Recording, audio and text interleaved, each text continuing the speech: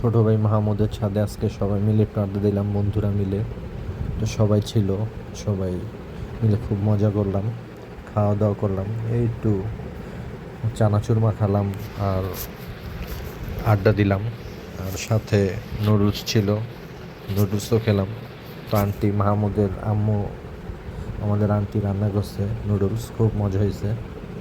তো সবাই মিলে খেলাম আর কি, আর আড্ডা দিলাম, একটু গল্প করলাম। অনেক দিন পর সব বন্ধুরা একসাথে হলাম আর কি। তো খুব ভালো লাগলো আর কি।